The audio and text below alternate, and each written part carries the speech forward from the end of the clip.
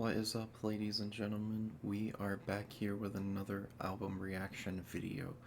And today we are going to be doing some more Pink Floyd. Um, so it's been about 4 months since the last Pink Floyd reaction. Uh, the last reaction we did was to Animals, and now it's time for The Wall. Um, so yeah, The Wall is. I've heard a lot about this album. I mean, like, I've heard people talking about this album a lot, and I kind of read into a little bit of the background and the context into this album. So I kind of wanted to share with you guys what I read. Um, so it was released in 1979, uh, after Animals, the album after Animals. So Roger Waters was apparently he took the lead creatively on this album. He wrote most of it and used it to process the things that were eating at him. It says fame, isolation, resentment toward audiences, and the death of his father in World War II. The wall is a metaphor for the emotional barrier a person builds between themselves and the world. Okay, interesting. So it's also a rock opera. The main character Pink is semi autobiographical. Biographical. Oh, I can't say that word. Um, It's a mix of Waters and some of the band's experiences, especially Sid Barrett's. Okay, interesting. Um, so actually, what I'm going to do for this album is I'm gonna start with the first disc for this video. I'm gonna do a disc per video. You know, some people might dislike that, but there are 26 tracks on here. That is a lot of tracks, and I think that splitting it into two is actually pretty good for my style as well, because I like taking a little bit extra time at the end of songs. Well, not a little bit, but a lot of time at the end of songs to look at the lyrics and stuff. But yeah, so I have some bad news. I've already listened to Comfortably Numb before. You know, it's actually one of my favorite Pink Floyd songs at the moment. If it's close, I mean, Dogs is also like up there as one of my favorites right now. I've really been listening to Animals and Wish You Were Here, and um, even their earlier stuff like Metal and um, Obscured by Clouds a decent amount. But yeah, I haven't listened to any other songs on this album, so this is gonna be a really big surprise, because I've heard that this is one of their best, and it's one of their biggest as well. If not, no, I think the Dark Side of the Moon is bigger, but this is like maybe their second or third biggest album, and yeah, uh, I'm honestly just I honestly still don't feel ready in a way for this album, even though it's been 4 months since I've listened to the last Pink Floyd album, if that makes sense. I still don't feel ready because I don't know. I feel like this is one of their last really, really good albums from them that I have to listen to. And I'm kind of sad that it's coming towards an end. Obviously, I still have the final cut, A Momentary Lapse of Reason. I already listened to The Division Bell, unfortunately. And then but then I still have The Endless River as well, so I still got 3 more albums after this one, but that's why splitting it into 2 videos is kind of good because it gives me more to look forward to, I guess, in a way. Um, but yeah, let's uh, let's go.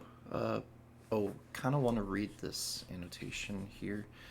Here's the album cover, by the way. For some reason, on Spotify, the album cover looks a little different to me. Um, the the text is pink instead of black, and so I don't know what the official cover is, but just wanted to mention that it says here it's the first cover ever since The Piper at the Gates of Dawn to not be designed by Hypnosis, which I thought was interesting to mention. Apparently they had a falling out at this time. Pink Floyd's The Wall is one of the most intriguing and imaginative albums in the history of rock music. Since the studio album's release in 1979, the tour of 1980 to 81, and the subsequent movie of 1982, The Wall has become synonymous with, if not the very definition of the term, concept album. Really. I mean, there were a lot of concept albums before this, though, like the Beatles and stuff. Um, Orally explosive on record, astoundingly and complex on stage, and visually explosive on the screen, The Wall traces the life of the fictional protagonist Pink Floyd from his boyhood days in post World War II England to his self imposed isolation as a world renowned rock star, leading to a climax that is as cathartic as it is destructive. The character's name comes from a joke about the early days of the band when at performances the club management would ask, "Okay, which one of you is Pink then?" Fun. I remember that's the line in one of the songs off "Wish You Were Here." Have a cigar. Funnily enough, this only became a Pink Floyd album rather than a Water solo project because the band lost millions of dollars in an accounting scam in the fall of 1978. Damn, millions. Attaching the Floyd name to the project brought a much needed advance of £4.5 million. Well, I'm glad that they did release as Pink Floyd, because, yeah, I think it probably did um, make it receive more attention. Okay, let's get into it. Track number 1, In the Flesh, question mark. Question mark. I don't know what that means, but let's just get into it. We'll let the music talk for itself.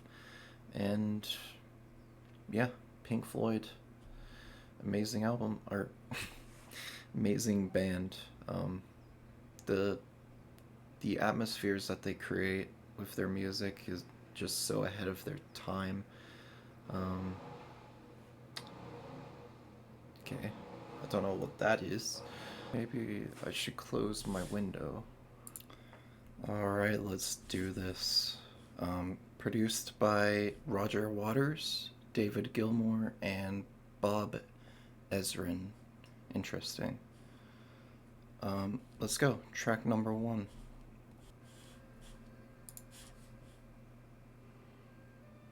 We came in. Interesting. Seems very far back in the mix.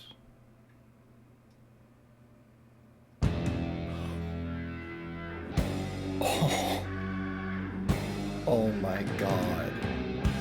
I wasn't expecting that.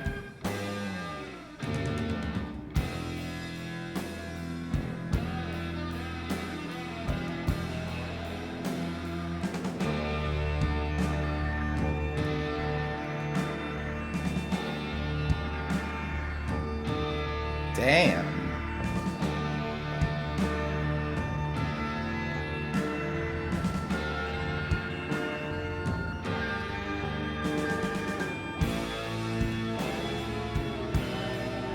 Oh, we get good. Is this an instrumental?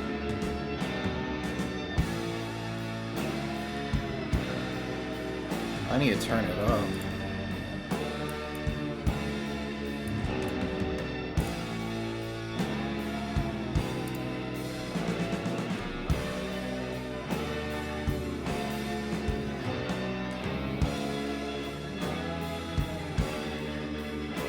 I love that backing piano, or I don't know what it is, keyboard?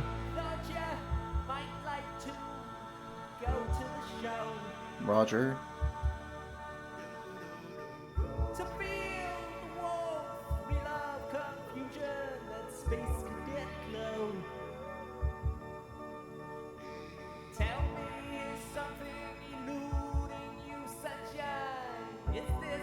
I like his voice.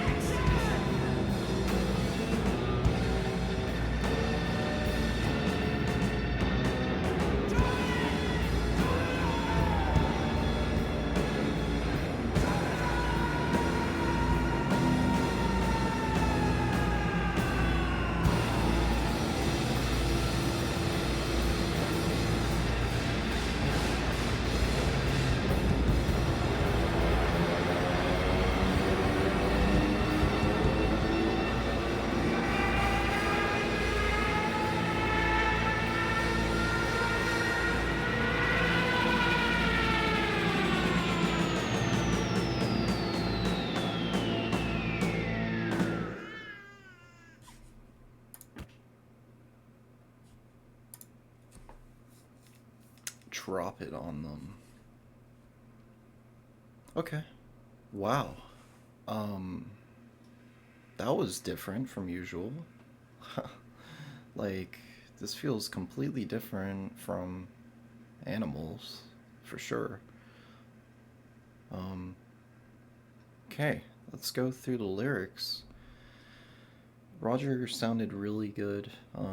The guitar sounded great as usual, and uh, the backing organ keyboard, whatever it is, Richard Wright, I think.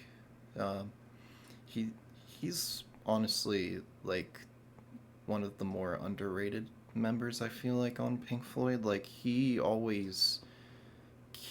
I feel like he is kind of the glue in a way for uh, Pink Floyd. The way his piano works and um, yeah, I keep calling it piano, but it's more like he always uses different of types of piano, if that makes sense. I don't know. I could be wrong. So let's go through the lyrics. We came in. So you thought you might like to go to the show to feel the warm thrill of confusion, that space cadet glow.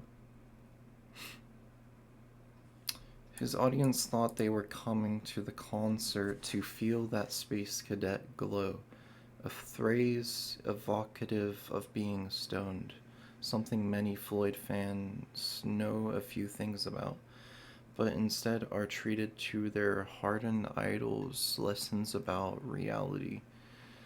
The sound of this song is intentionally bombastic.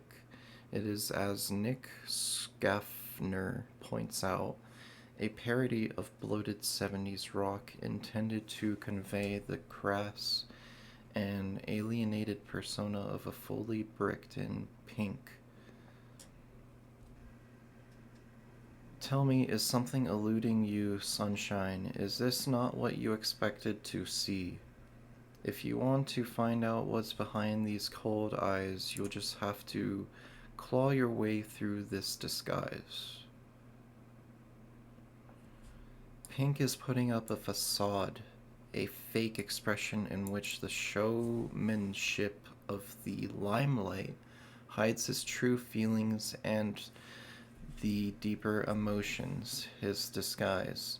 The only way you can truly see past this facade, hinted out by his eyes, the window to his soul, is to tear through this disguise and find the true Pink within it. Yeah, that makes sense. Huh. So is he already put up the wall? Lights, roll the sound effects. What is he talking about here? Pink's rebirth is arranged as... Oh, by the way, I just want to mention this before I continue reading these annotations. I know that this is not fact, and I know that these annotations are just other people's interpretations of the music. So, yeah, I always have to mention this every video, but... By the way, let me move this over a tiny bit. I just know that this... I just like looking at other people's interpretations, which I talked about in the last video. Pink's rebirth is arranged as the speaker yells for lights. His rebirth. Sound effects and action further equating the show with life, much like Shakespeare's I can't say that. In As You Like It, comparing life to a play and every person an actor on the stage.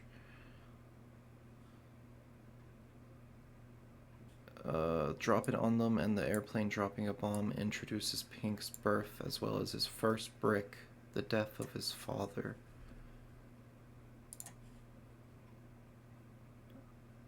This subtly indicates that Pink's father is killed in a war, just like Roger Waters' dad did in World War II, with the sound effect of the dive bomber. Interesting. Okay, let's just keep going. I think that describes it pretty well. Let's keep going. The Thin Ice, and I want to see if this transitions from the first track.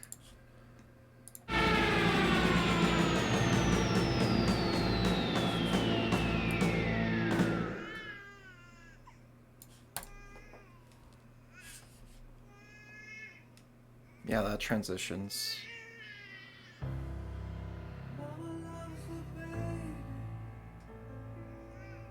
We get David singing.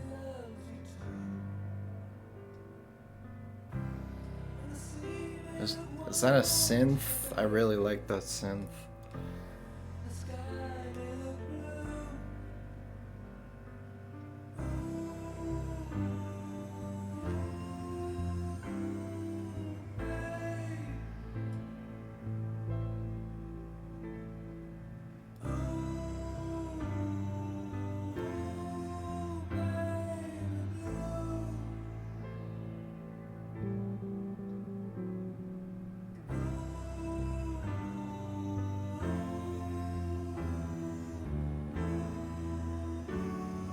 That synth is matching his voice really well.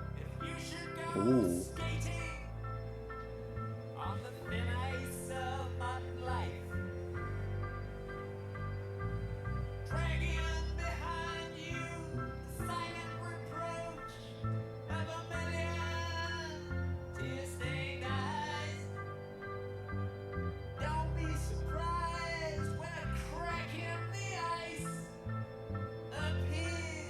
Is there two layers of keyboard going on here?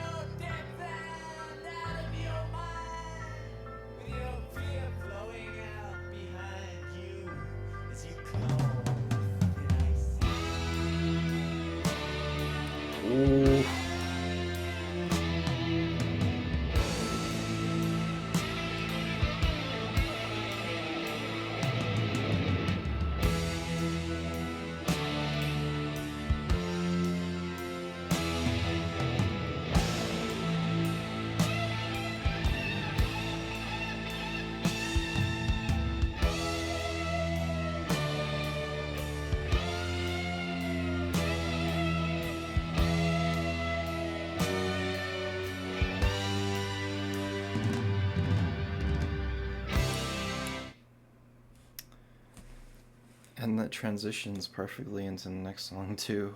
Oh my god. Yeah, this is amazing. That's wow. You know, this honest like it feels kind of like a I don't know how to put this. Like it feels like they combined elements of all their previous albums and then put it into this album in a way. Yeah, interesting. Uh, let's go through the lyrics. Um, Mama loves her baby, and Daddy loves you too, and the sea may look warm to you, babe, and the sky may look blue. David Gilmour's verse is a lullaby by Pink's mother to Pink when he was a baby. A little later, Pink's father dies and his mother becomes overprotective of him, showed in Mother. Interesting. If you should go skating on the thin ice of modern life. Skating on the thin ice of modern life. Roger Waters takes up the reins, not bothering at all with wordplay or sleight of hand, but diving straight into what the speaker feels is the treachery of modern life. This was an explicit theme on Waters' previous work as well. Dragging behind you the silent reproach of a million tear-stained eyes. Wow, this is some pretty deep lyricism here. I can't even guess what this lyric is about, to be honest. It's like actually just wow. Don't be surprised when a crack in the ice appears under your feet. You slip out of your depth and out of your mind, with your fear flowing out behind you as you claw the thin ice. That's some pretty good imagery right there. According to the harsh voice of reality, that symbol of life inexorably, what is that word? Can also be the very thing that takes life away. The rain that sustains all life on Earth can also annihilate it in a single torrential flood. Likewise, the maternal waters that foster a new life can change, freeze over, and abort or abandon the life it has just created. Such is the life into which Pink enters. What he thought to be a warm, nurturing ocean turned out to be cold and sterile. The loving mother and the embracing life have become frozen and unyielding. The sea may look warm, but it is in actuality a layer of thin ice covering a frigid landscape.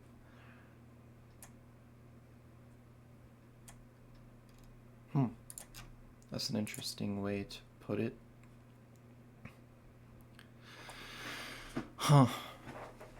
This song is a precursor for the rest of the album. If you imagine that others are the ice you are skating on, the more good, honest friends you have and the more support you have, the thicker the ice is and the safer you are.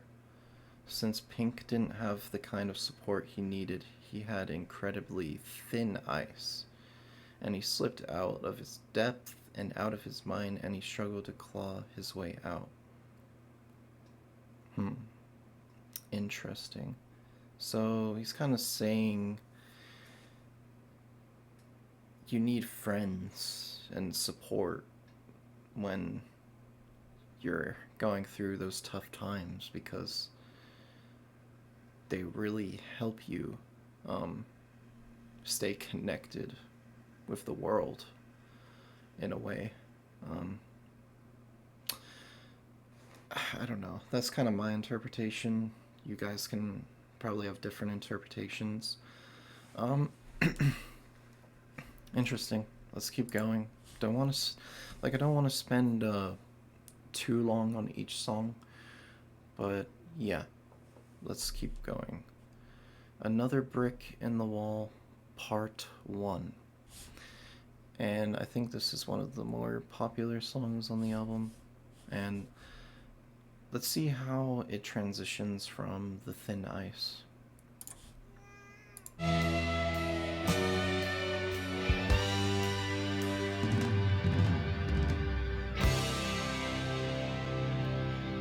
Yeah, just perfect. Like, doesn't even seem like it's a different track. It segues perfectly, if that's the right word. Damn, nice guitar.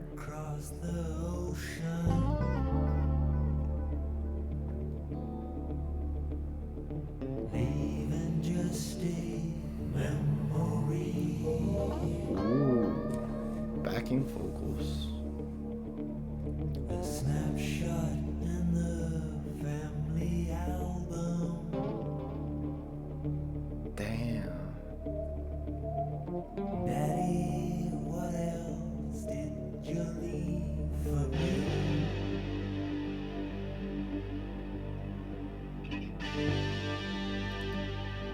Daddy, what you leave behind for me? Is this Gilmore singing, or is this... No, it's Waters, it's Waters.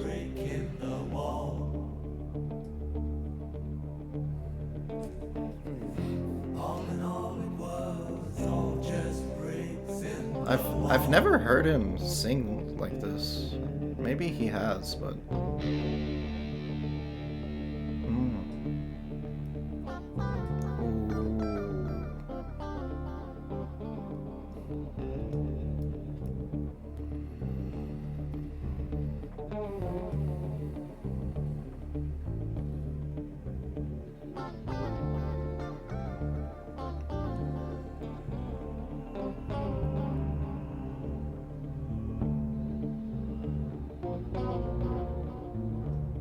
The vibe on this is...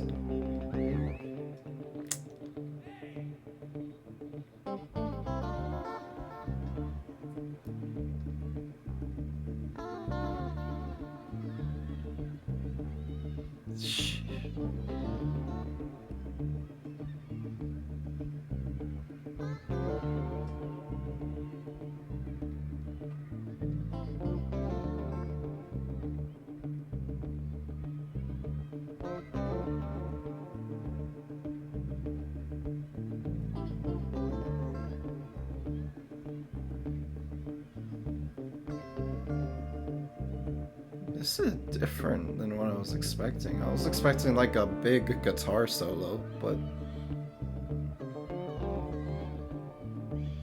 this is like chill.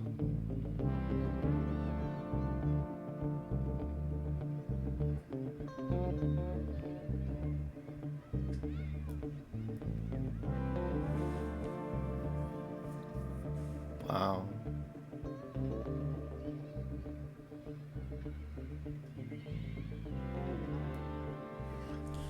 Wow, that transition perfectly. That is crazy. I think this one is about Pink's father dying.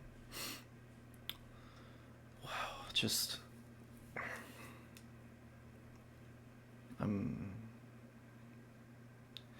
really just enjoyed that guitar. That, and the vocals too. I think Pink Floyd has some of the best guitar in like all of rock. David Gilmour, he's maybe my favorite guitarist of all time. You know, and with this album, you know, it's becoming... he's becoming a even better case for that. I don't know if he's responsible for all the guitar on here. Um, that I that's like actually a pretty good question. I think if he's like the only one responsible for guitar on here, that's crazy. But does Roger play guitar? I don't know. Um, Let me know in the comments if anyone else is playing guitar on here, or if it's just David. Daddy's flown across the ocean, leaving just a memory, a snapshot in the family album. Daddy, what else did you leave for me? What you leave behind for me? Damn. That's sad. So their dad went away for war, I'm guessing, to serve. The idea of separation is further established from the very first line, with Pink singing, Daddy's flown across the ocean. Here the word ocean can be interpreted in both a literal sense, as in the physical bodies of water and land masses that separate. Why do you have to explain what an ocean is? What? Who doesn't know what an ocean is? Where his father was stationed and killed during World War... Oh. Okay, that makes more sense. During World War II, as well as a metaphorical sense calling to mind the ancient notion that the afterlife lies beyond a vast, uncharted body of water. That's the first time I've heard that. Leaving just a memory, a snapshot. Oh, I already read that. Each successive line highlights Pink's separation from his father, who has left nothing but a memory. The anger in Water's voice during the last line hints at Pink's pent-up anger towards his dad for leaving him, and leaving him basically nothing but an overprotective mother. Anger is a very prevalent emotion in grief, and though he can't blame his father for being drafted and dying, he feels resentment towards what it did to his life. Yeah, because he had to grow up without a father, and although I'm not gonna get into that actually. All in all, it was just a brick in the wall. It was just bricks in the wall. His only recourse, or so he insinuates by his quiet resignation about them all being just bricks in the wall, that just diminishing the heft of the brick's impact on his life, is to simply carry the Sisyphusian burden of building and maintaining his wall. Sisyphus.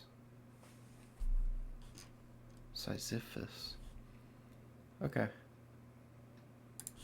Let's keep going. The happiest days of our lives. And let's transition it.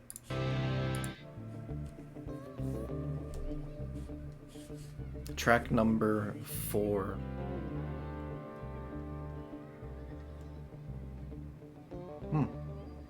Same vibe.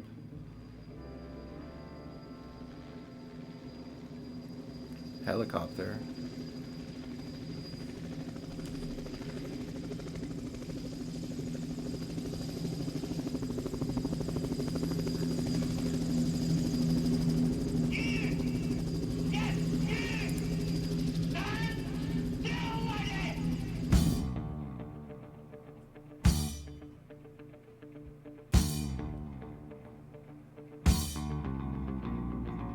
Oh, that bass. Holy shit. Is that bass?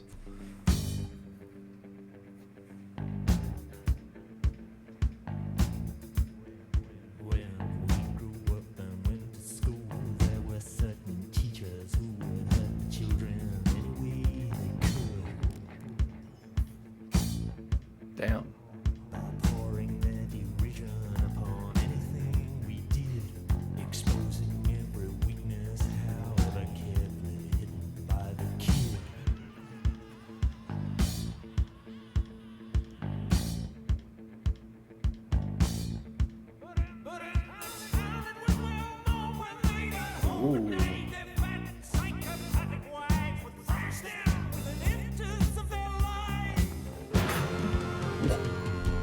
What?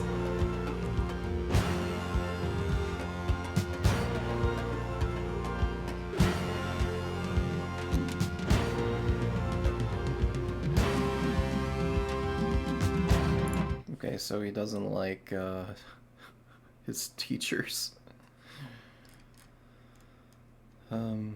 Wow. I'll just talk about this one briefly. When we grew up and went to school, there were certain teachers who would hurt the children in any way they could by pouring their derision upon anything we did, exposing every weakness, however carefully hidden by the kid. I think we kind of get this. Waters commented in an interview that the song refers to those bad teachers who continually put their students down, never encourage or motivate them, and simply try to crush them into the right shape so that they would go to university and do well. Yeah, there's such a spectrum for like teachers. Like you could either have a really good teacher who cares, although that's getting more rare these days. But you could get a teacher that just doesn't care at all and just shows up for the money and don't actually care about the success of their students. Because there are unfortunately teachers like that.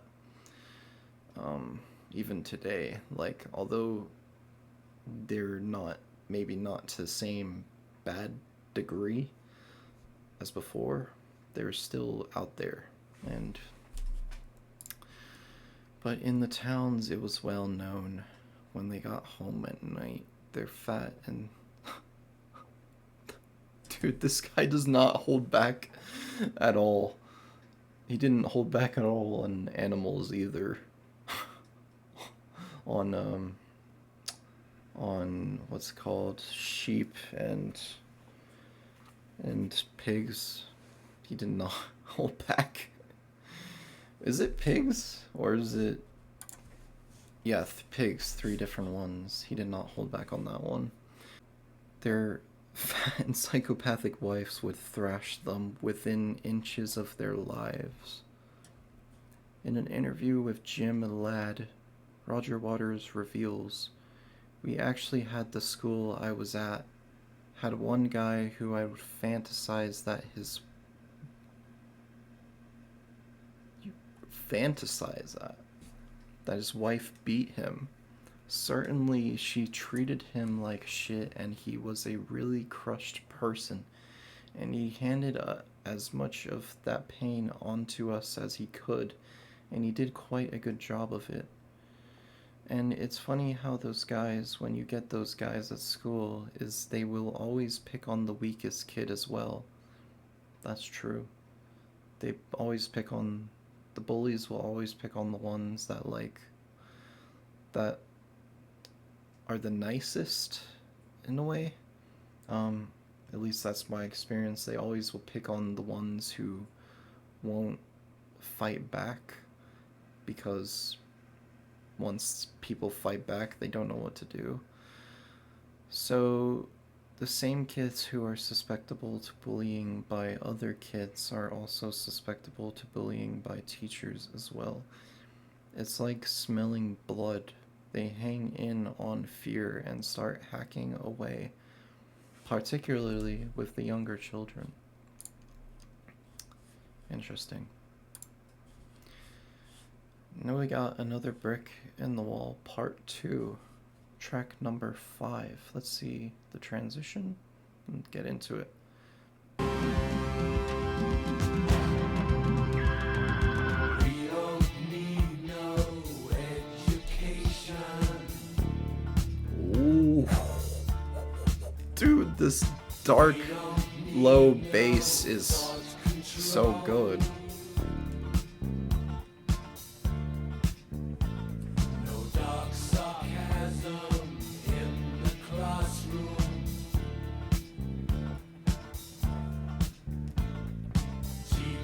So he's still critiquing the education system.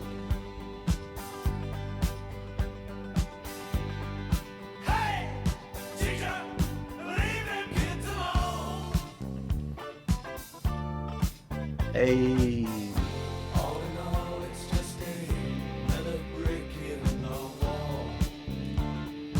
So we got both of them singing at the same time.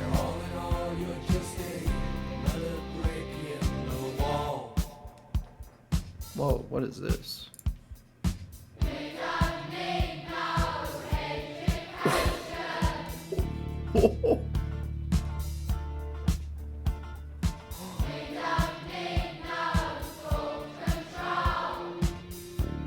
They got the kids to sing.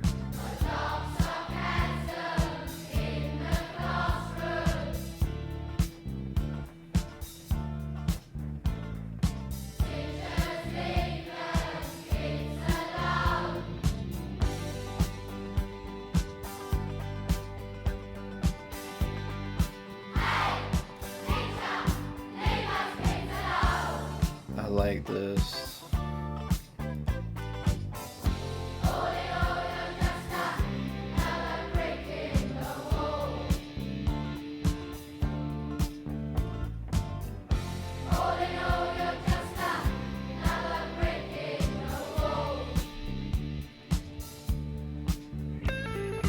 Ooh, guitar solo, yes.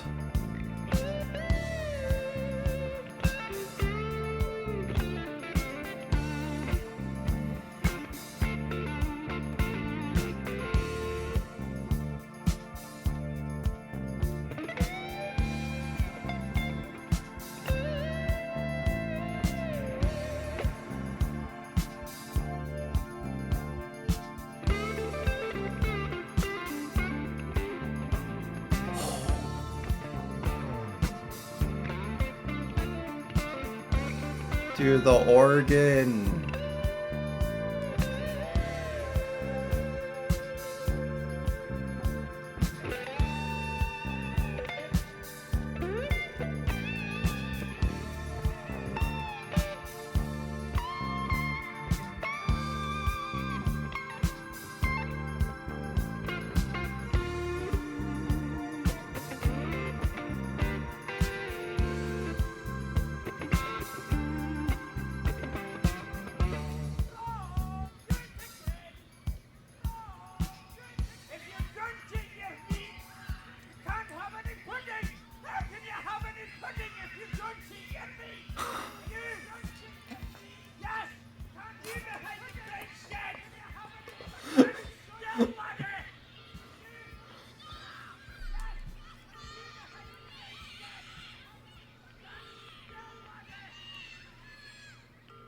Wow.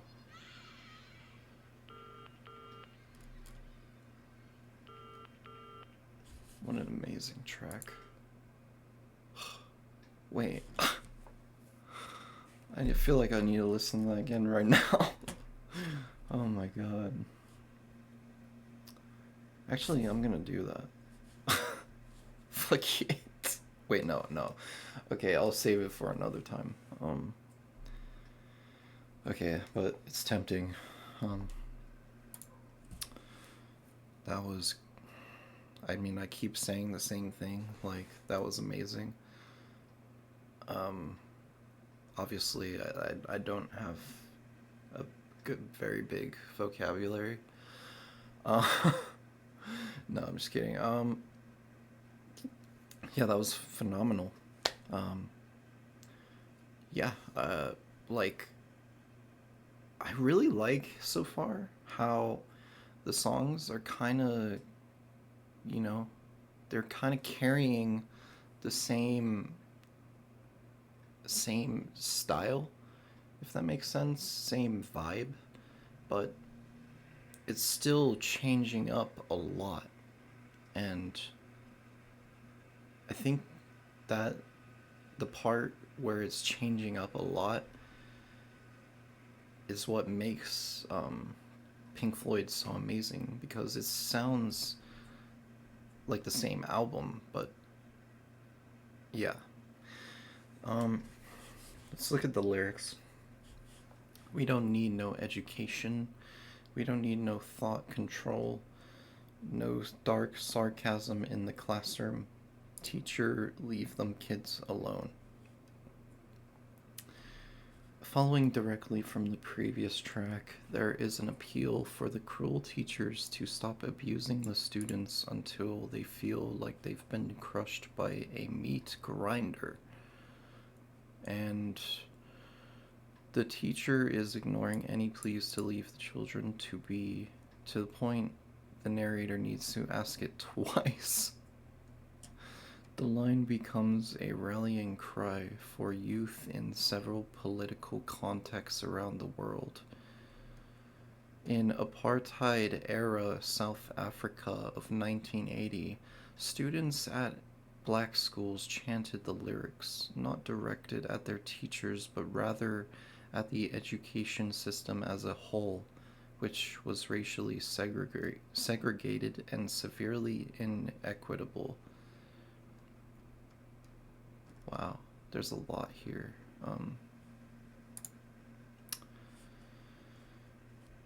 All in all, you're just another brick in the wall.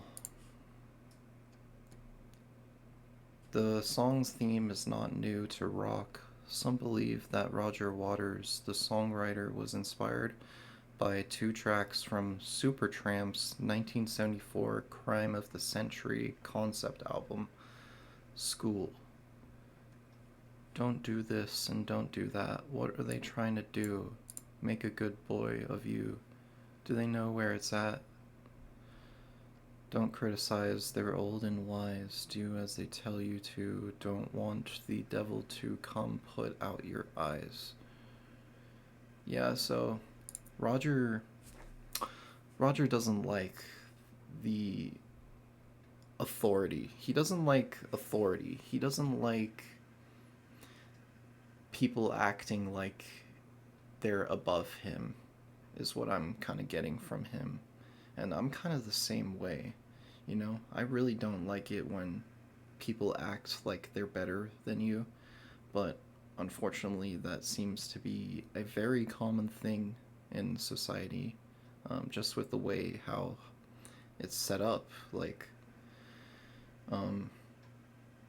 people at the top make the most money, they get to make the most decisions, and people at the bottom, it's kind of the opposite. Like, they don't get any decision power making, they don't make any money, and so it's kind of like there's this mindset that if you're not making money, then that reflects on you as a person, and it's honestly a weird mindset that I don't know why ever became a thing. Yeah, let's keep going to the next album. Next song. I need a second here. We're only on track number 6. This is crazy. There's a lot of depth to this album, and I'm having fun going through it, if you couldn't tell.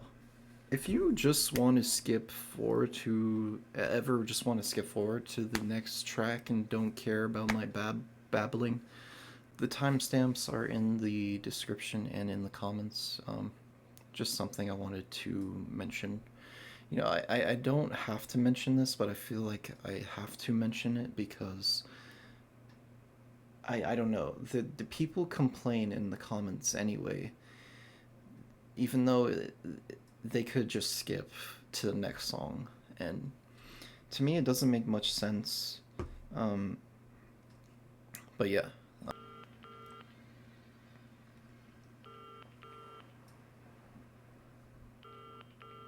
Let's keep going. Mother. Mother, do you think they'll drop the bomb?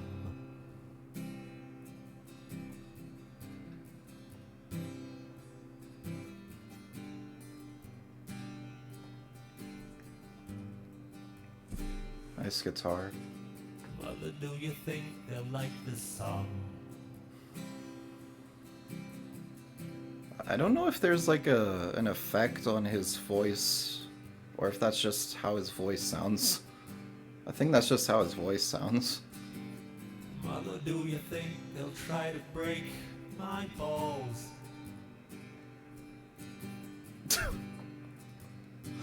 Interesting.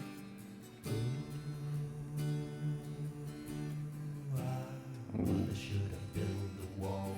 I think that's just his voice. Wow. Mother, should I run for president?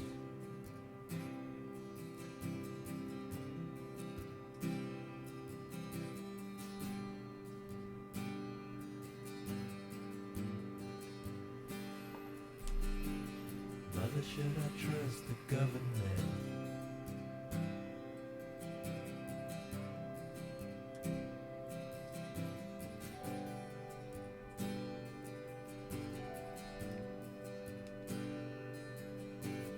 Mother, will they put me in the firing line? Oh.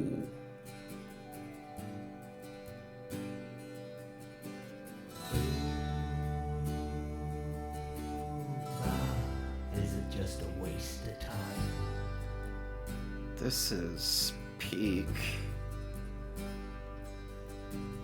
Hush now, baby, baby, don't you cry.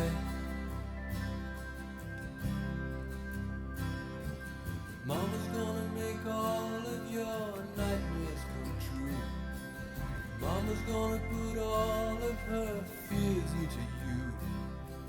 Mama's gonna keep you right here under her wing.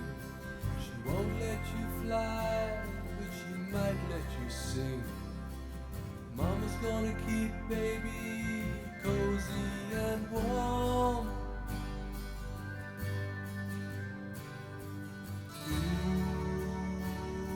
Ooh, babe.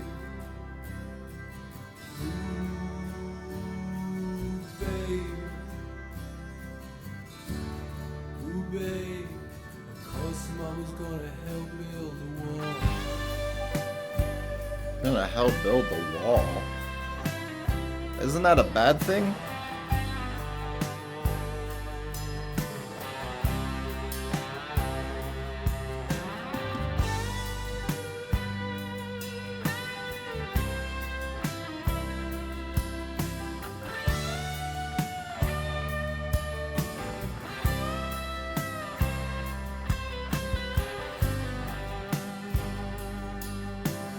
Mother, do you think she's good enough?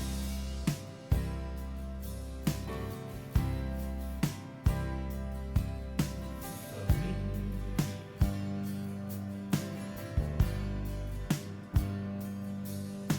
Wow, Mother, do you think she's dangerous? I like the way he's singing. It's different. To me?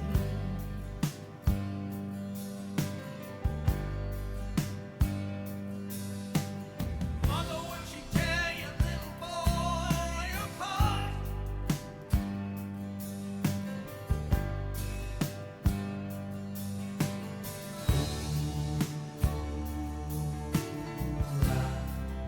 Oh, dude, this is gonna be a fun one to sing too. Hush, my baby, baby, don't you cry.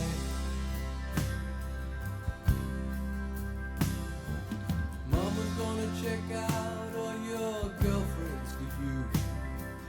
Mama won't let anyone dirty get through. Mama's gonna wait up until you get in. Mama will always find out where you've been. It's following the stories so well. Healthy and clean.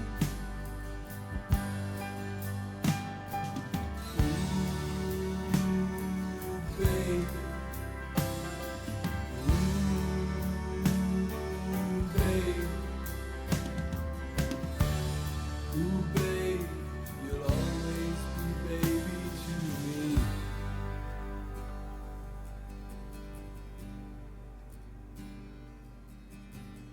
Mother,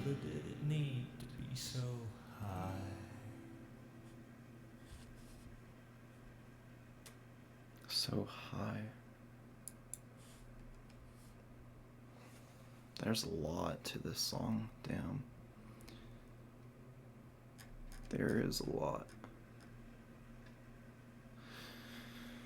Yeah. I feel like it's like I said, if you didn't hear me, I feel like it's following the story just perfectly. Perfect, the story of Pink, like, and it's going through maybe like all his struggles that are maybe representative of the bricks in the wall that make up the wall. Because the wall is what he puts up to protect himself, maybe. Or to shut himself off from the world, or his friends, or whoever. That's what my interpretation of the wall is, but it could be something else. Like the wall can represent a lot of things. Now that I'm thinking about it, but that's my own personal interpretation. Mother, do you think they'll drop the bomb? Damn. This line could be more general, but it's most likely referring to Walter's childhood. Pink begins by expressing his fears to his mother, seeking comfort for his fears. While she is quick to offer comfort, the solution she provides is less than ideal, as seen later in the song. Post-World War II nuclear anxiety in the wake of Hiroshima and Nagasaki. Mother, do you think they'll like this song? Mother, do you think they'll try to break my...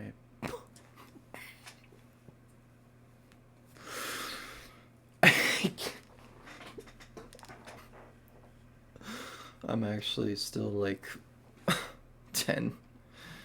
Mother, should I build the wall? Pink's mother thinks she is warning her son and sheltering him away from a cruel, dark world, but instead, her paranoia and overprotectiveness is only damaging Pink's self-esteem and social skills, making him think he needs her approval for everything. Mother, should I run for president? Mother, should I trust the government? Mother, will they put me in the firing line? Is it just a waste of time? I'm not liking these annotations the most. Hush now, baby, baby, don't you cry. Blah, blah. You know, I'm kind of over the lyrics right now.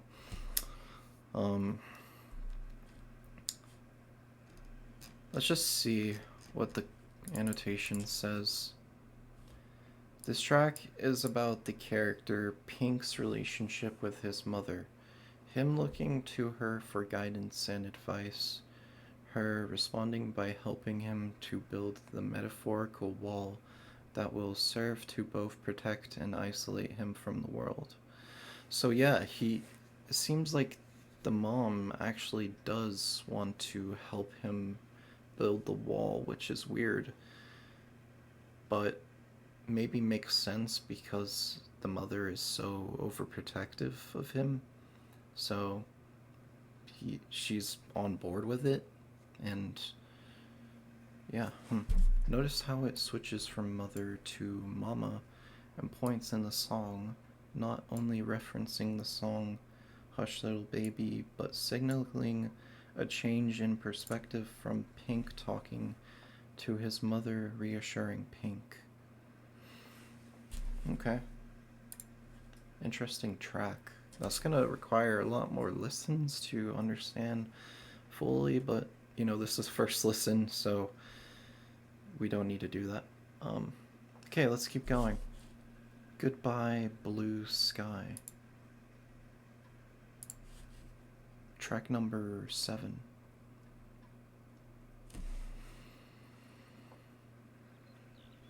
Okay, this might be like a darker one. Jeez, okay.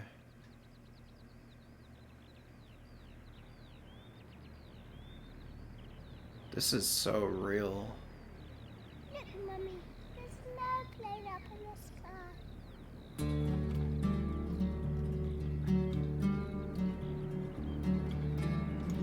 Ooh, that. Ooh.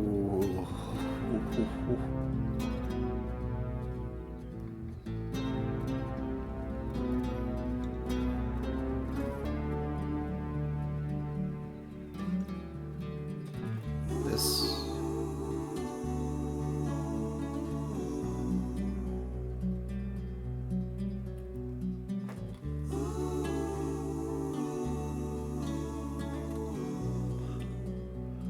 Dude, this is heavenly.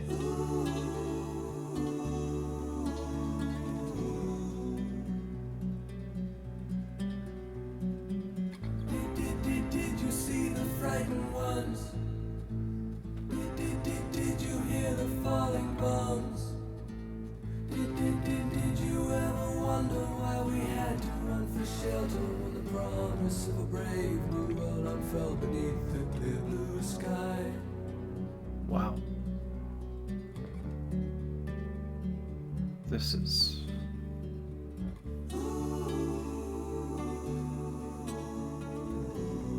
I feel like I've heard this guitar before.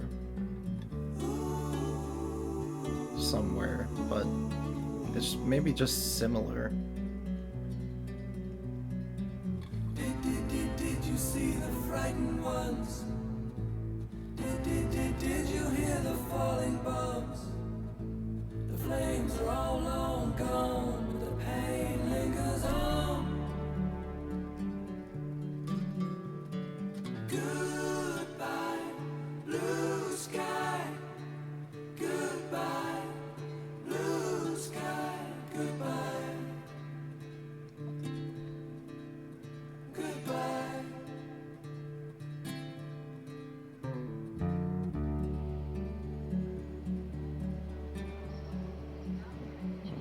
A lot more acoustic guitar in this one.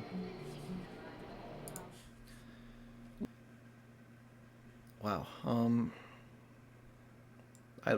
I think that was one of the best so far, actually. You know, it's gonna be really hard to name my favorites, actually. I might not even do that for this album on first listen, because honestly, that like I need to listen to these tracks again. Um, but yeah, let's go through the lyrics for this one a little bit. I'm gonna try to bring it down a little bit for the lyric reading. Like, I'm not gonna go through as many annotations. So, look, Mummy, there's an airplane up in the sky. That's. Imagine, like, just being in their shoes. Like, imagine, like, if you see a plane in the sky, that it could potentially be carrying bombs or whatever, or weapons. And just knowing that they had to deal with that regularly, it's just not. It's just, I can't imagine it. I really can't. And I don't know what life was like back then at all. But from what I've heard, this is all from what I've heard. It's just, you had to deal with horrors, and this is kind of explaining that. Good, like even the title of the track itself, like "Goodbye Blue Sky," like just represents so much. Did you see the did he's like repeating "did" like he's scared himself. Did you see the frightened ones? Did you hear the falling bombs? Did you ever wonder why we had to run for shelter when the promise of a brave new world unfurled beneath the clear blue sky? The promise of a brave new world could also be in reference to Aldous Huxley's 1932 dystopian novel Brave New World. When asked if he was born a cynic in a 2017 interview with Rolling Stone, Roger Waters admits that he grew up on Aldous Huxley and George Orwell and H.G. Wells. Okay. Okay, let's keep going. Empty Spaces, track number 8. Empty Spaces.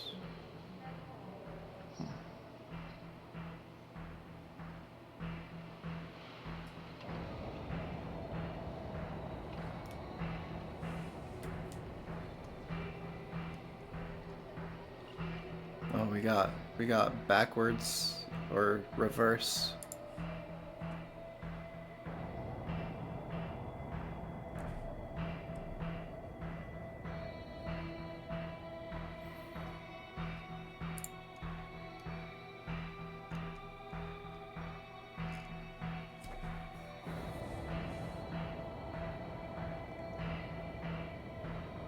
It's kind of like an interlude. Not really, though. Oh, shit.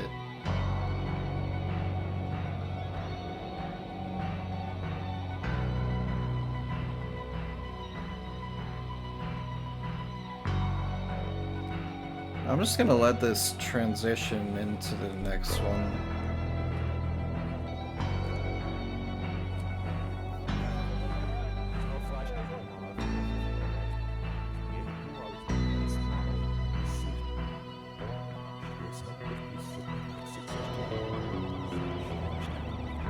Ooh, that gets hard. To fill empty spaces where we used to talk. How shall I fill the final places? How should I complete the wall? I'm just a newborn, Oh yeah, that transition. stranger in this town.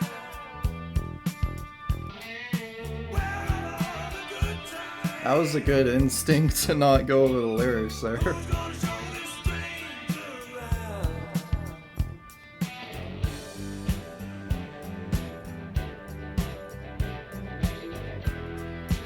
Damn, this is like some of their best vocals I've ever heard. I need a daddy woman.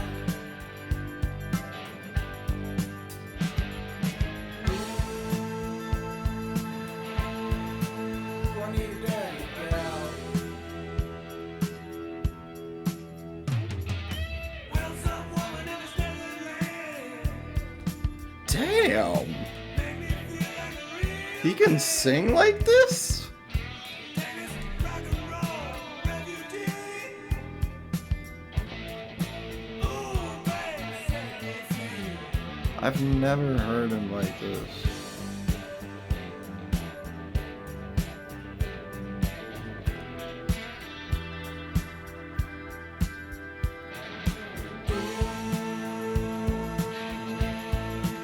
I need a daddy woman.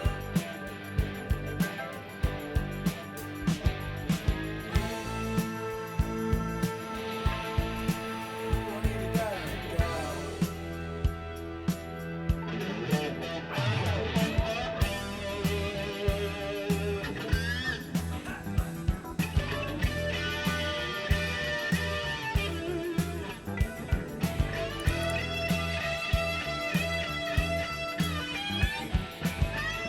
Ooh.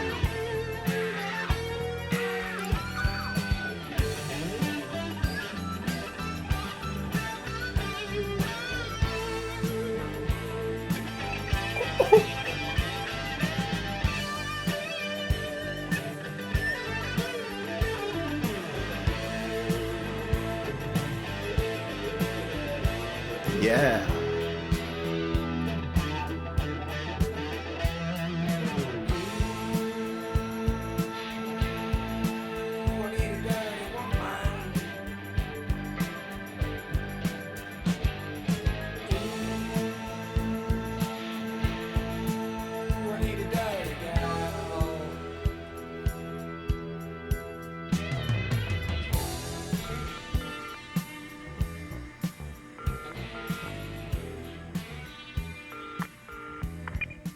Hello, yes, I got a call from Mrs. Floyd, from Mr. Floyd. Will you accept the charge from the United States? Hung up. Is she arrested? I wonder why you hung up. Is there supposed to be someone else there besides your wife there to answer?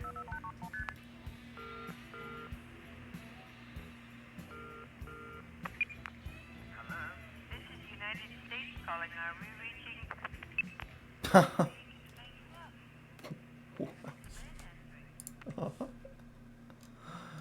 What? That was cool. Very different turn, different vibe from the earlier songs. I am just a new boy, a stranger in this town. Where are all the good times? Who's gonna show this stranger around?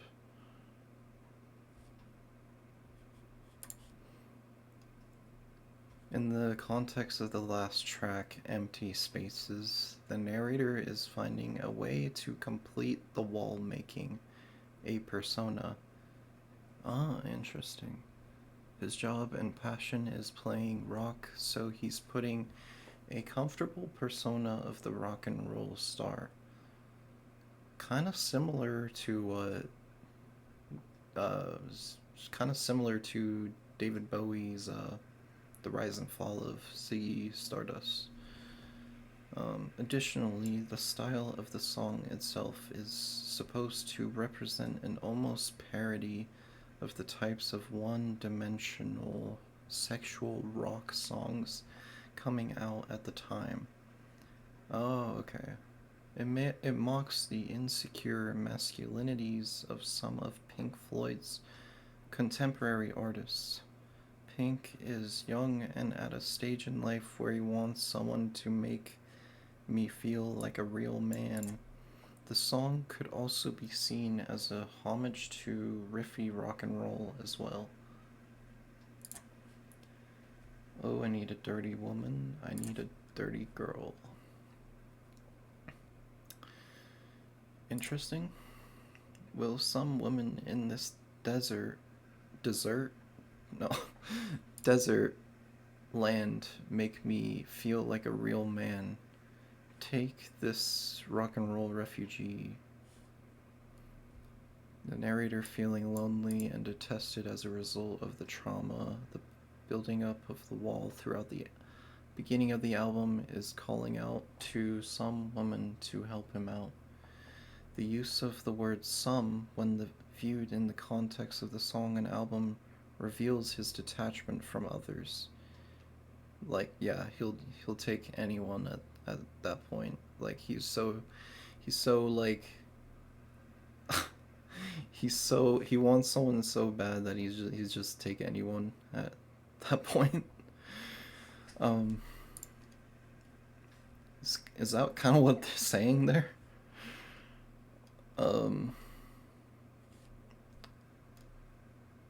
Okay. Let's keep going. One of my turns. We're almost at the end. We got 4 more tracks left.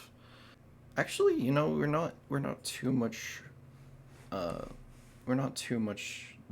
too far from the end because the last 2 tracks are only about a minute long. So, yeah. Track number 10, one of my turns.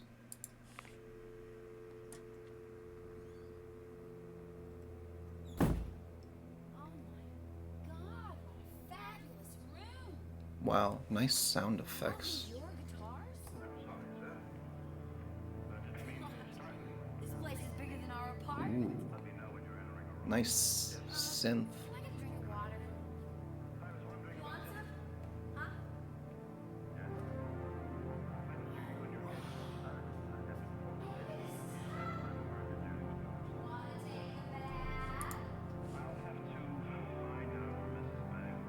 Wanna take a bath? What are you watching? Whoa, what is this atmosphere? Are you feeling okay? Ooh. Day after day, Whoa, what is this? like the skin on Holy a sh... dying man. I wasn't expecting it to continue. And night after night, we pretend it's alright. Oh my god, I have to... What? This is one of my favorites so far. This synth is, or whatever this instrument is... Wow. This is one of my favorites. You know, the dying man. And night after night, we pretend it's alright. But I have grown older, and you have grown colder, and nothing is very much fun anymore. And I can feel Wow. one of my twins coming home.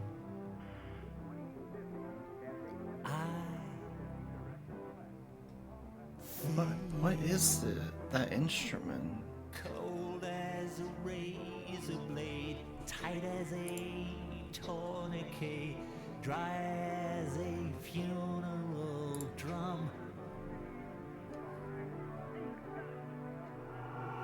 Run to the bedroom and the suitcase on the left, you'll find my favorite ex. Don't look so frightened, this is just a passing phase, one of my bad days.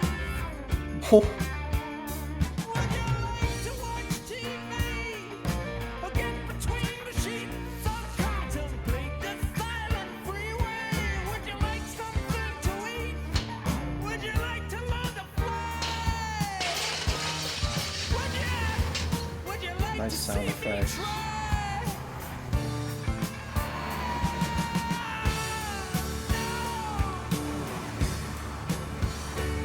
What?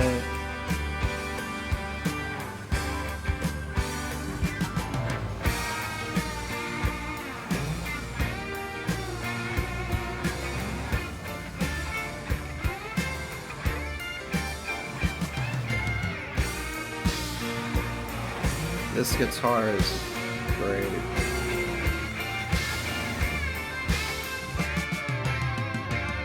Would you like to call the cops? Do you think it's time I stopped? Why are you running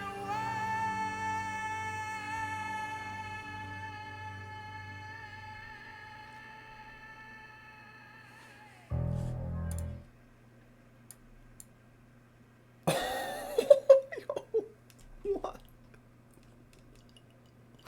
What is that transition? Oh my god. I just hear boom.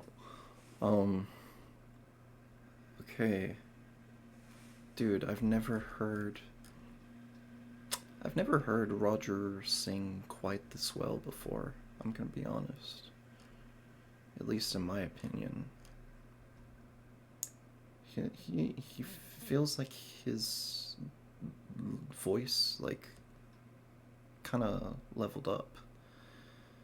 Um, well. So, I don't know what. Apparently, oh my god, I'm gonna embarrass myself here. Um, but I don't know. I don't know what a groupie is. Oh my god. Wait. Okay, so apparently it's a person who regularly follows a celebrity or pop or rock group, especially in the hope of meeting or having sex with them. Oh, okay. That's good to know.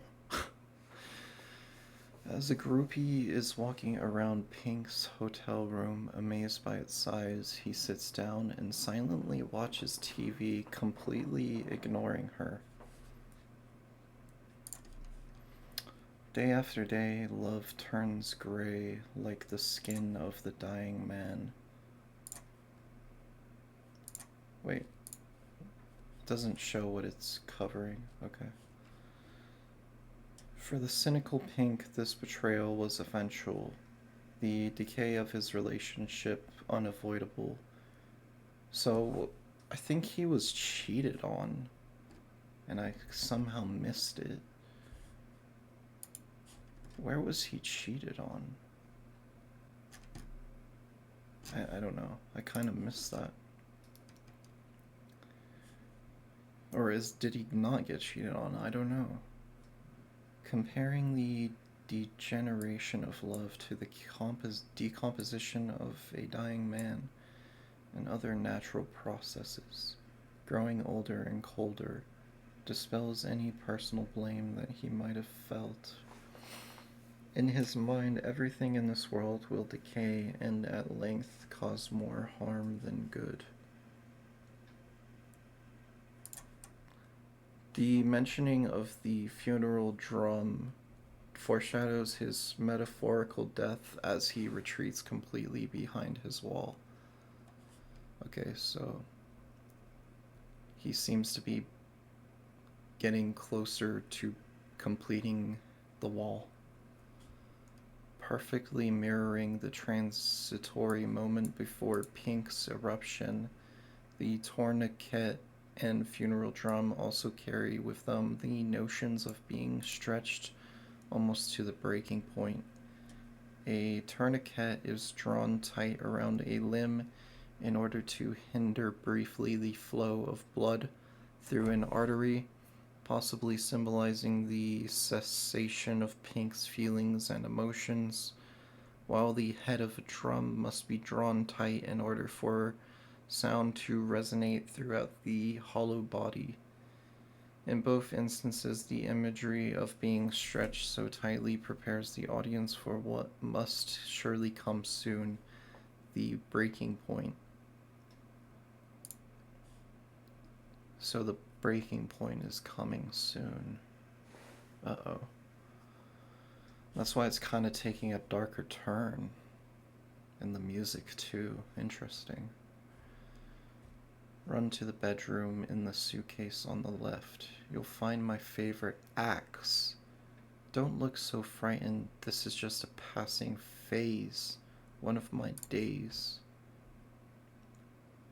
Almost point for point, Pink sarcastically responds to the young woman's earlier questions, offering to show her his favorite axe, a slang word for a guitar. Don't look so frightened, this is just a passing phase. Would you like to watch TV or get between the sheets? Or contemplate the silent freeway? Would you like something to eat? Would you like to learn to fly? Would you like to see me try? Would you like to call the cops? Do you think it's time I stopped? Why are you What the heck? Why are you running away? As Pink cries out, the groupie he has just chased away, he is unaware of what he has just done. He wasn't himself, and so once he sees the aftermath of his outbursts, he is confused. Typically, turns such as this are related to mental health issues or substances. For someone to completely change from melancholic to smashing the broom up, they would have to have some catalyst. In this case, Pink has just snapped. When you keep all your emotions bottled up or behind a wall, you will explode. Pink was likely intoxicated and going through a mental episode. So when the people he hurt want to run away from him, he will not know why. That is kind of going a lot deeper into it than maybe I would have liked to, but you know, that's an interesting interpretation. I could give my, you know, I'm just kind of ready to go to the next track at this point. Don't Leave Me Now. Track number 11 out of 13.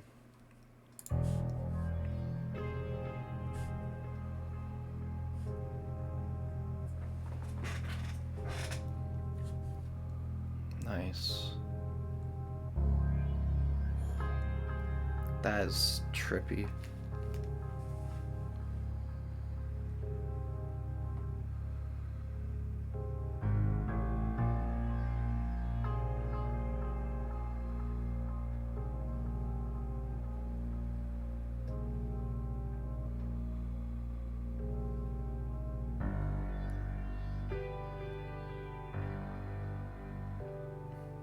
I can hear like some breathing in the background.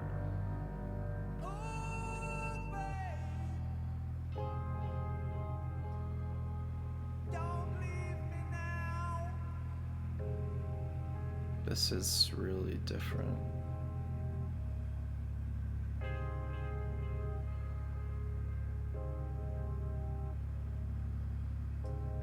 Don't say it's the end of the road.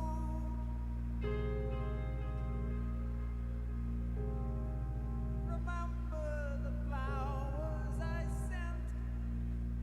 I need you, babe.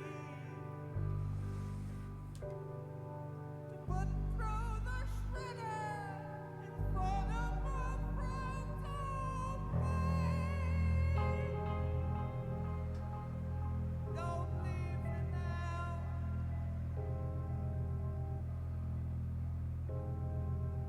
He's like going insane. How could you go?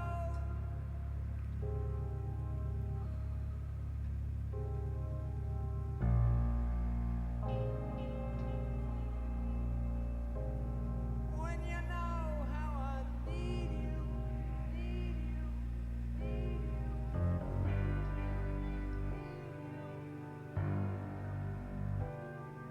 To beat you apart on a Saturday night, oh don't leave me now.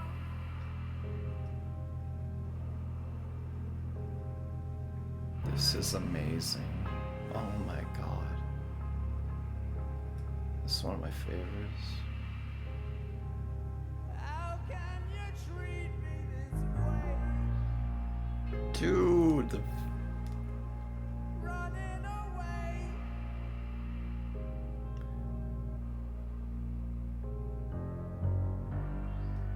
Oh, babe.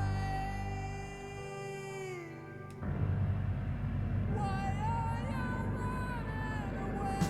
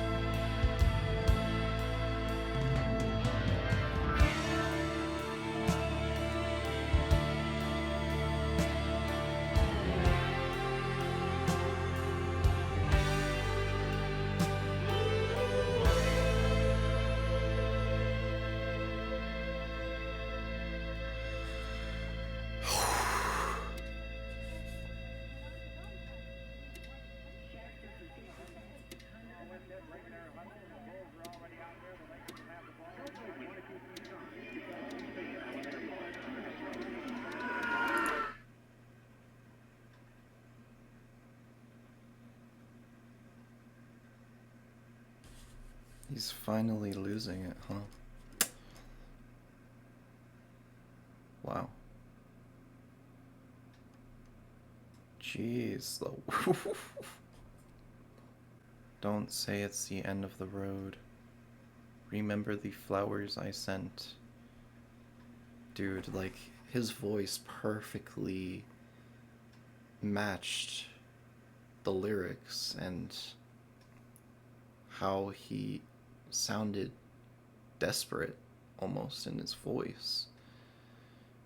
And all the emotion put into it. I need you to put through the shredder in front of my friends. Similarly, thematic is the shredder Pink sings about putting his wife through. Wait, he wasn't talking about himself? I'm just gonna leave that there. Okay. Oh, don't leave me now. How could you go when you know how I need you? To beat to a pulp on a Saturday night. That is... Wow! That is not right. Okay. When Pink drinks, he abuses his wife, either physically or mentally. This line shines light on the previous two, where Pink can't understand why his wife would leave him and where he's feeling sorry for himself. It recasts him as the villain and his wife as the victim. He doesn't need her to provide love and support. He needs her to have someone to abuse. The inclusion of a Saturday night implies that beating his wife is not something he does in a moment of anger, but something happening so regularly that it's almost on a schedule.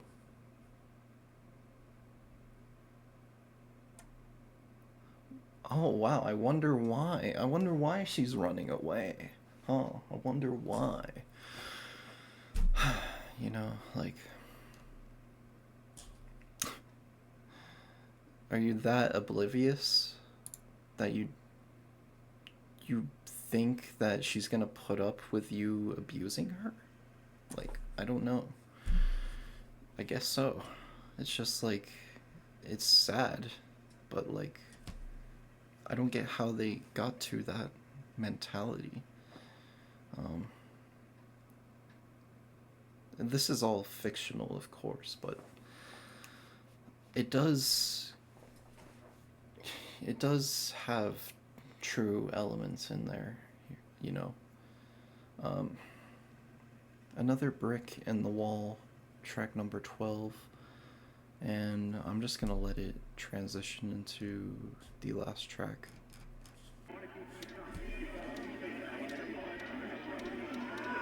This is part 3.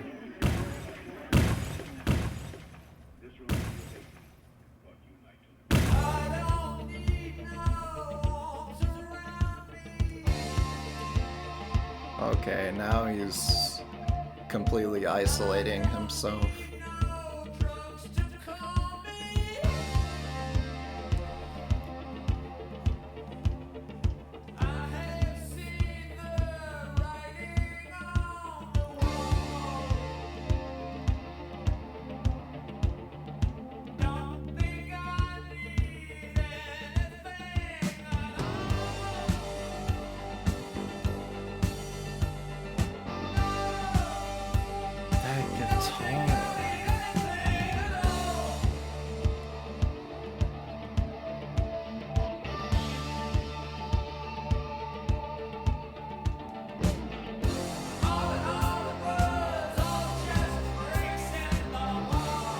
Going back to the same lines.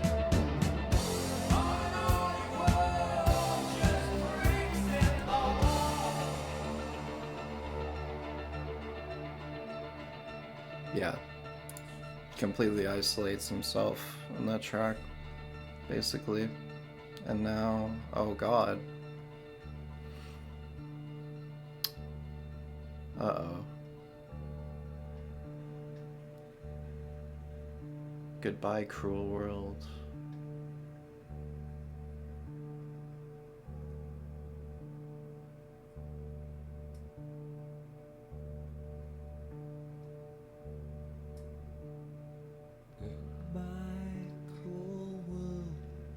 I love the subtle instrumentation in the background.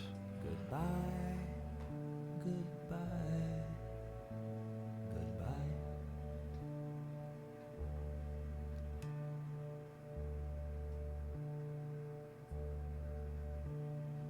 Goodbye, all you people. There's nothing you can say to make me change my mind. Goodbye. And that is disc 1 complete.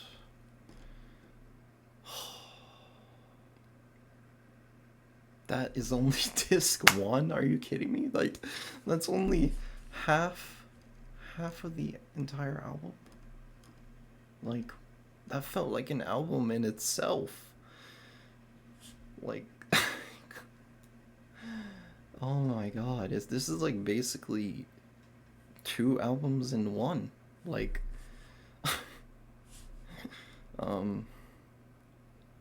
cool. Let's go through these lyrics. Goodbye, cruel world, I'm leaving you today. Goodbye, goodbye, goodbye. Goodbye, all you people. There's nothing you can say to make me change my mind. Goodbye. What does he mean by... I guess he's not like... This doesn't mean that he's ending his life, particularly. It may just mean that he's saying goodbye to... You know, he's completely shutting himself off with this final brick in the wall. And now that the final brick is placed, he's no longer has contact with anyone. So I think this is kind of what it's saying. And it's interesting how this also transitions into the next disc. So, you know, like I said earlier, I hope that people aren't too mad at me for splitting the discs up into 2 different videos.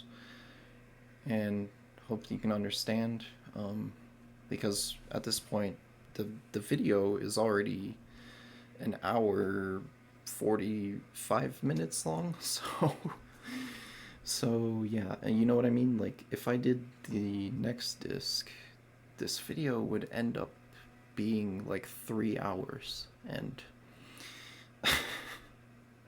we don't want a 3-hour video. That would take forever to upload, forever to process, and yeah, you know what I mean? Like, and forever to edit as well. So anyway, that's gonna conclude the album, or disc number 1. That's gonna conclude disc number 1. Just to give my concluding thoughts, I don't think I'm going to give my favorites on this first disc yet, just because I feel like I need to listen to it again first. But yeah, to summarize the album, I mean, I think that I can already say that I think that this is like their best concept album that I've heard from them. Or, oh, that's actually hard. Oh, I forgot about Animals. I forgot about Animals. They really do, like, create some really great conceptual albums. I actually can't say whether this is a better concept than Animals yet, but I really like how each song is like following a story, and how as the album goes on with each song, it tells a different part of the story. And I think that the lyrics are some of the best Pink Floyd lyrics I've heard so far. The singing is and vocals some of the best I've heard so far. And yeah, I thought the guitar was great as usual. I mean, the solos, I mean, were on another level, as usual. And I really like what Richard Wright does in his contributions to the band. And the drummer too. Like every single member in the band does a great job. And the drums on this album, I didn't really mention them, but I felt like the drum always matches everything really well. Like the slow tempo that they do a lot of the time. Yeah, and Roger sounded amazing on here, and David sounded amazing on here. Interesting concept. Like I was going through the video. The wall is an interesting concept to me, and yeah, I think it actually, I kind of relate a little bit to this concept in a way, because I have shut myself off from other people before, personally, and that's just, this is a very personal thing to say, but yeah, I have shut myself off from other people, and I know what it's like, and you do reach that low point, when you, yeah, this is really deep, but when you don't have anyone around you to support you, or look out for you, it makes it a lot harder, because you need perspectives outside of your own brain, if that makes sense, at least in my opinion. You need, and we as humans are social creatures, so when you shut yourself off, you're basically shutting off a part of yourself, and a part that you need. Well, maybe not need, like not everyone's the same, but that can help. It helps to be open and not have that wall. At least in my opinion. I keep saying that, at least in my opinion. I don't need to keep saying that. But yeah, that's going to conclude disc number 1. I can't believe it's over, to be honest. Leave a like and a sub if you enjoyed this video. I feel like, I'll say this right now, I feel like this was one of my better videos, actually. I feel like I did a decent job dissecting this, and yeah, I'm actually kind of proud of myself. Yeah, leave a like and sub if you enjoyed, and I'm not gonna make you guys wait too long for disc number 2. Might be a couple, like maybe a week or so for disc number 2, maybe a bit less than that, we'll see. I'll make sure you guys won't have to wait too long. I have a Discord server if anyone wants to join. The link is in the description. And thanks for watching, everyone. Peace out.